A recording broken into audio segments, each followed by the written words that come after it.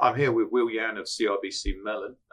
Thanks very much for spending some time with me to chat about what's going on in the Canadian market and what's going on within CIBC Mellon. Yeah, thanks for having me, Justin. Straight in, how are you seeing the Canadian securities lending market, the landscape evolve from an institutional standpoint, and what do you think is driving the change? Yeah, I think there's been some very good discussions leading up to this year's conference and even so far this morning around how participants are looking to become more complex with some of the data that they have and some of the strategies and ambitions that they have.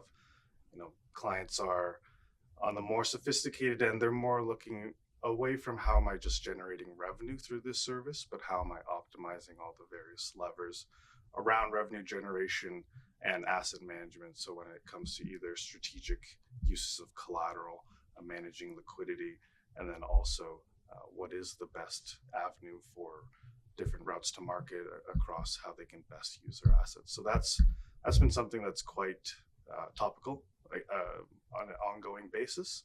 And at the same time, technology, the real focus there, how can assets such as various tools within artificial intelligence further improve and streamline all aspects of the securities lending value chain.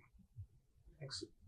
And I suppose looking at personnel kind of question, how is the next generation different, and why does that matter for building a strong pipeline? Yeah, I'd say, I'll say that motivations are different with some of the early talent that we've seen come through our organizations. I'd say they're not necessarily motivated in any positive or negative way, but they're differently motivated. So we have to make sure that we enrich them from the onset. We not just give them the tasks to perform A to B, but we tell them how the contingencies work. What happens if C occurs? How do you react to that? Everything that happens upstream and downstream of your day-to-day, as they might only be limited to a summer term or a 4-month, 8-month term. So we make sure that we give them the full appreciation of the value chain. I think that really brings the most out of it. And then we also give them the bandwidth to really leverage what they've learned in school, what they've learned in their digital native upbringing, to be able to further enhance how we do our work. One of the things that was mentioned this morning was the CASLA Emerging Talent Committee. Can you tell us about that and what it's trying to achieve? Yes, so very fortunate that we had the CASLA board's full blessing in terms of launching this initiative. I think we've seen quite positive traction across various global organizations within this industry who've done similar initiatives.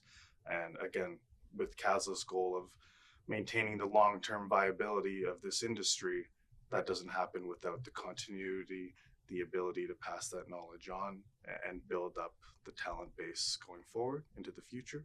So what we've been able to do is, across 9 member firms at this moment, really kickstart that organization, not just from a networking perspective, but also from the ability to inform the various market participants of different segments of business that they might not necessarily touch, but are key to the value chain overall. So that's something that this committee will continue to do into the future, with several events planned for later this year. Super. And are you seeing talent from outside traditional finance degrees? Are they succeeding in the industry? What do you see in this area? I think personal bias, not coming from a traditional finance and economic background, more so on the STEM side, I can say that first of all, it's a massive privilege to have been able to enter in, for myself, under my experience, quite a competitive landscape.